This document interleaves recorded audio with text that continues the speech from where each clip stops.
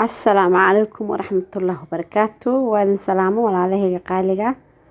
maalinimo wanaagsan intee maalin u tahay intee habeen u tahay habeen wanaagsan qof walba iyo waqtiga u tahay wanaagsan intaas kadib waa walaajin Zahra Ahmed Zahra Fashion Wall oo mar kale idin leh isku soo noqosho wanaagsan inteeda kaleeto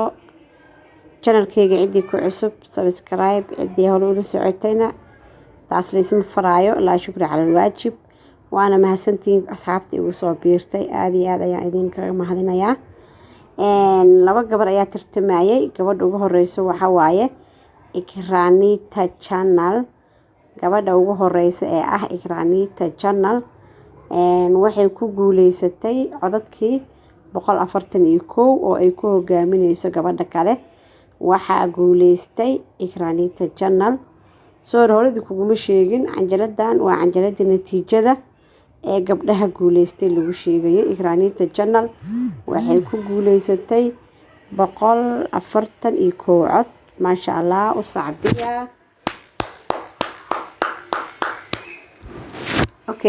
guulu waxa waaye laba qof kama wada qosliso laba qof markay tartamaan qof ayaa guuleysta marka insha Allah gabadha kalena ma yareysan way dadaashay balse markastaba laba qof kama qosliso ayaa la dhahay insha Allah walaalahayga qaaliga Ikranita Channel ayaa ku soo baxday tartankii aan qabanay shalay wixii abaalmarina anaga iyo iyada naga dhaxaysa gabadha kaleeto ee ayadana buundada ay heshay idin sheego magaceeda la yiraahdo Ummu Hamza ayadana waxay ku guuleysatay 63 cod ma sha Allah tabarakallah u sacbiya ayadana ma sha Allah Ummu Hamza waxaan ku leeyahay soo dhawaaw welcome aad ayaa u dadaashay laba qof markay tartantana qof un baa guuleysta ma sha Allah tabarakallah dadaalkaaga waa kaaga mahad celinayaa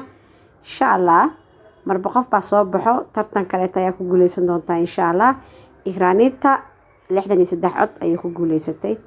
intaas kadib labada gabdho waa garbaheena waa walaalaheena waxaan idin ka rajeynayaa inaad jannaladooda soo booqataan inaad maxaa jirisiisaan garab subscribe iyo waxay idinkaga baahan yihiin ma sha Allah tabarakallah caawiya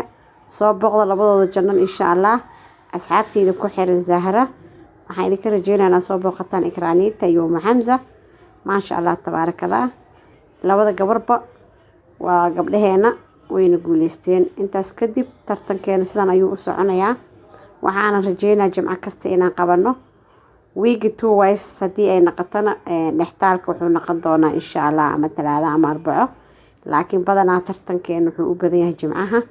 marka hadda tartan gabdhahan jimciyada hore ayuu ka baaqday sidaas ayaa jimcadan loogu qabtay marka khayr badan aan dhamaan ayaa idin rajeynaa walaalahayga qaaliga markale iyo walaashiina Zahra cidii igu cusub subscribe ka iga baqiilina cidii hore ila socotayna like share and comment taas leesma farayo insha Allah waxaan idin rajeynaa idinkii anigaba guul iyo gobonimo kuwi jannada ku kulmay Ilaahay hanaga dhigo insha Allah siraadkana Ilaahay hanagu marsiyo si fudud su'aashana Ilaahay nagu ma dhibo waxaan rajeynaa inaan noo soo celin doono su'aalaheena diiniga iyo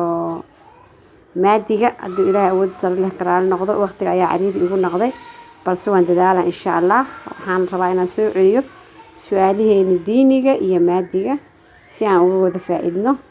ma sha Allah tabarakallah mar kale waxaan idin leeyahay welcome gacmo furan ku soo dhawaada channelka waa channelkeeni khayr iyo